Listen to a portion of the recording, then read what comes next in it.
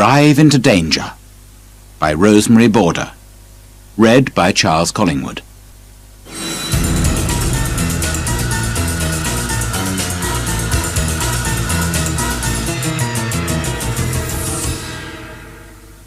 Chapter 1. A Truck Without a Driver. Mark Miles and his son Andy are having a bad morning. "Where's Gary?" says Mark. "He isn't usually late. The truck is ready. Everybody's waiting." Then Gary Slater comes to the office. He is ill. "I've got a bad arm, Mr. Miles," says Gary. "I'm very sorry, but I can't drive today." Just then, Kim Parker arrives. She is a student. Her father is one of Mark's drivers. She is working in Mark's office in her holiday. "Good morning, Mr. Miles," says Kim. "What can I do first?" "Can you drive a truck?" says Mark with a little laugh. "I've got tables in Faversham and wine in Lyon, and no driver." "Yes, I can drive a truck," says Kim. "I've got a license." "Wonderful," says Mark. He is looking happier. "Have you got a passport?" "Of course. It's at home." Suddenly, Mark is much happier. "Okay. Can you take a truck to France? Here is some French money, and these are all the papers. Read them carefully." "Can I go too, Dad?" asks Andy. "I can't drive a truck, but I can drive a car and read a map. And I can speak French. Perhaps I can help Kim." "And you want to go to France? I know." "Okay, you two. Run home and get your passports, your overnight bags, and some sandwiches. There are sleeping bags in the truck, and a mobile phone too. When you come back, go and look at the map with Gary. He drives to France every week. He can tell you about it."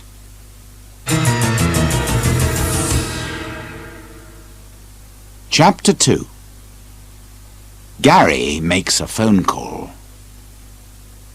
"Get the tables from the shop at Faversham," says Gary.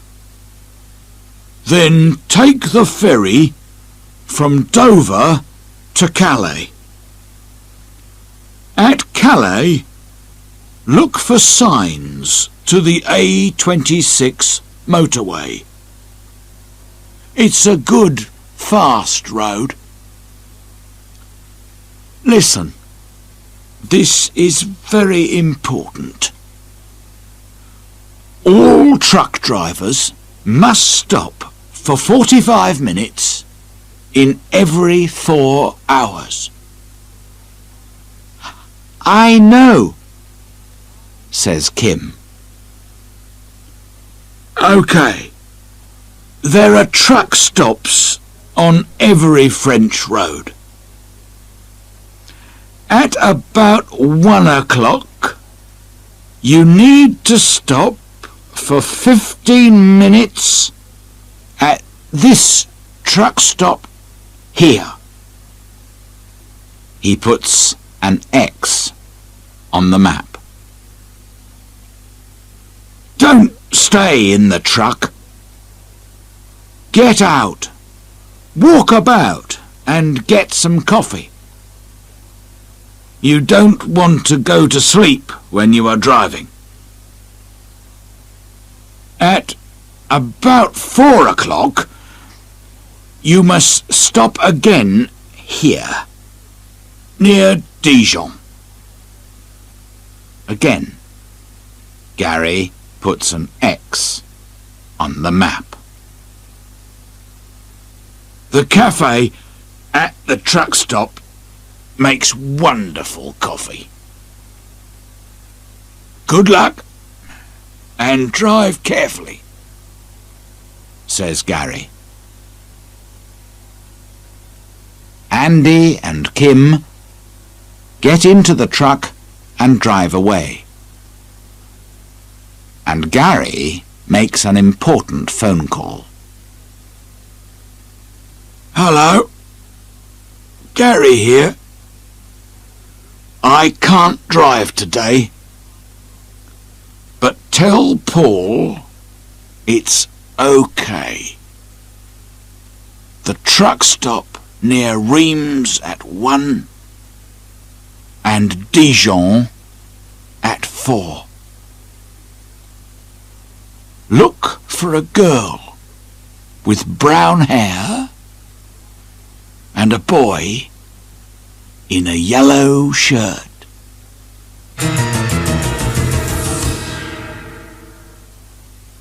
Chapter 3. The truck is losing oil. Andy and Kim arrive at Faversham. They tell the man about Gary's arm. The tables are ready. My men can put them in the truck. We can sit in my office and wait. Would you like some coffee? The man says. They leave the truck and go into the office.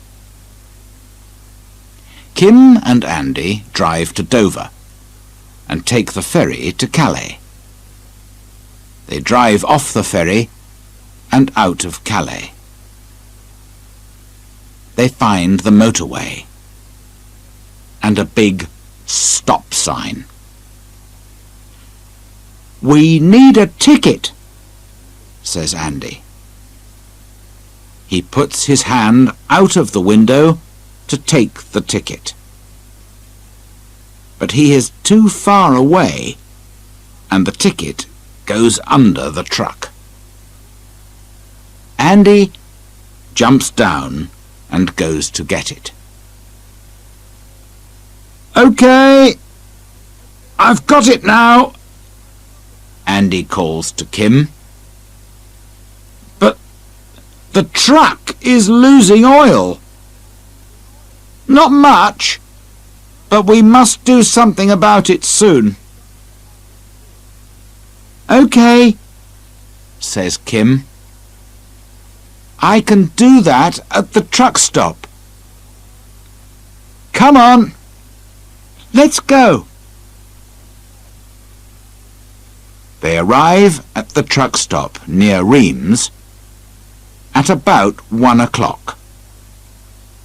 Kim gets under the truck. You're right, she tells Andy. The truck is losing oil, but it isn't very bad. Then suddenly she calls to Andy. Come and have a look at this. there is a box under the truck. Is it a sandwich box? Asks Andy. Perhaps Gary puts his sandwiches in it. Under a hot, dirty, oily truck? Says Kim. Nobody does that. Oh, well, I need some coffee. She goes to the cafe.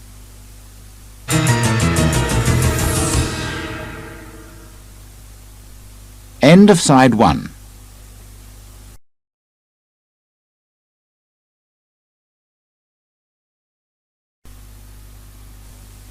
Chapter 4. On the road. They get into the truck again and drive along the motorway. Our next stop is near Dijon, said Andy. Dijon is in Burgundy. They make wonderful wine there. I don't want any wine, laughs Kim, but I do want some coffee. They arrive at the truck stop just before 4 and sit down in the cafe. Suddenly, Andy says, "Someone's looking under the truck." Through the window of the cafe, they see a fat man in a green shirt.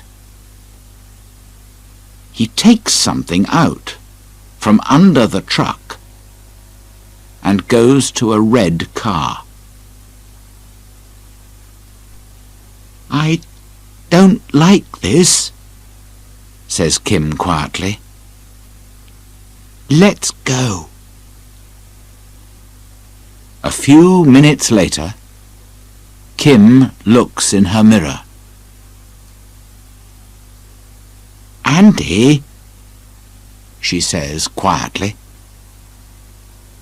"there's a red car behind us, and the man in the green shirt is driving.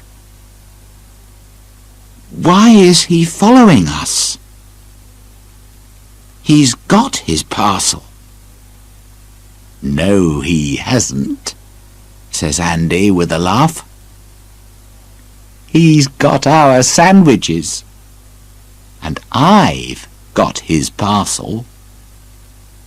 Here it is." He opens it carefully. In it are about 50 small white paper bags. "What's this?" says Andy. "Drugs, I think," says Kim. "And the man in the green shirt wants them. He doesn't want your sandwiches, and he's angry. We're in danger, Andy. I must do something." The red car is only a few meters behind. Kim stops suddenly. The red car runs into the back of the truck. Kim drives away again very fast. In her mirror, she sees the man in the green shirt standing by his car. "He can't follow us now," Andy says with a smile. But the man is very angry and quickly takes out a small black mobile phone.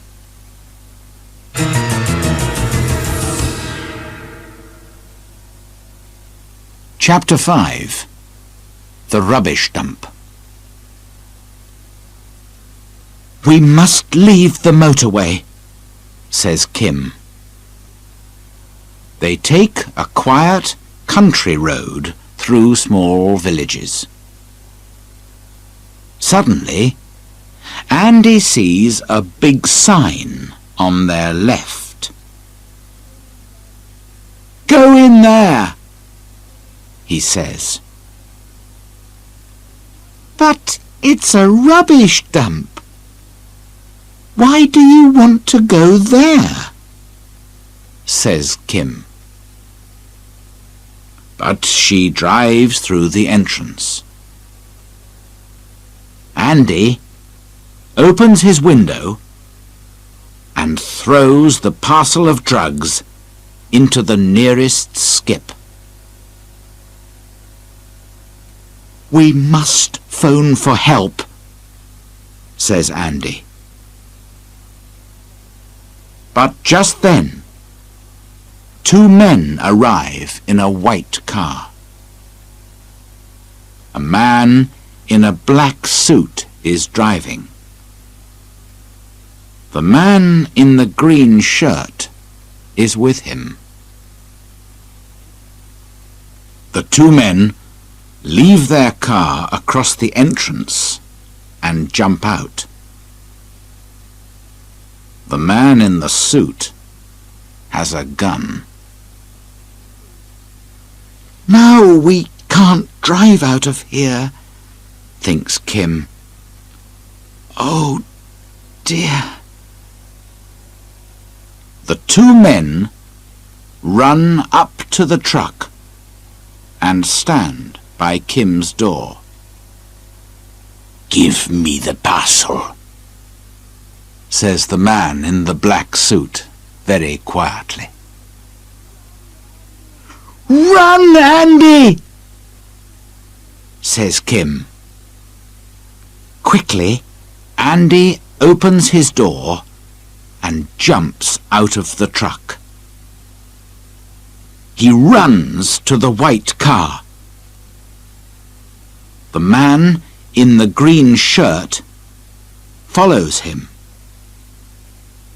But he is too fat and slow. Andy gets into the car and drives away. Kim opens her door suddenly. The big mirror hits the man in the suit. He falls down and loses his gun. Quickly, Kim jumps out of the truck and gets the gun. "Your drugs are in that skip," she says. "Go and get them. Take your friend with you." The two men go up the ladder and look down into the skip. "Go on," says Kim. "You want them. Go and look for them." The two men jump down into the skip. Quickly, Kim takes the ladder away. Now, the men cannot get out.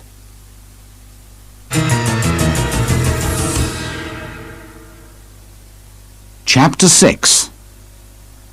The police are coming. Carefully, Kim puts the gun in her overnight bag. Then she goes to the truck and telephones the police. A French policeman answers. "Hello? Do you speak English?"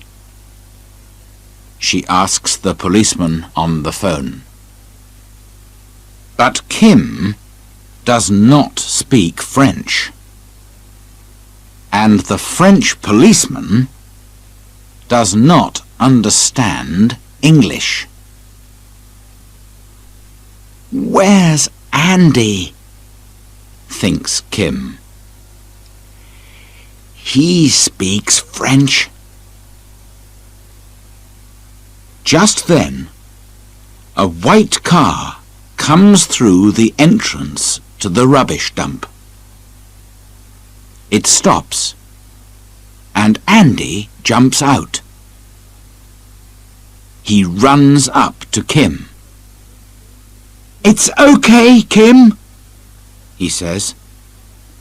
"The police are coming." A few minutes later, a French police car arrives. 4 policemen jump out. Kim gives them the gun. "Where are the drugs?" asks one of the policemen. "And where are the men?" "In that skip," says Andy with a laugh. The policemen get the ladder. Later that evening, Andy and Kim drive to Lyon with the tables. They have coffee and long French sandwiches in a cafe. Then they go to the wine shop. They arrive very late. A fat little man is waiting for them. He looks angry. "Why are you late?" asks the man. "Well," begins Kim. "It's a long story," says Andy, tiredly.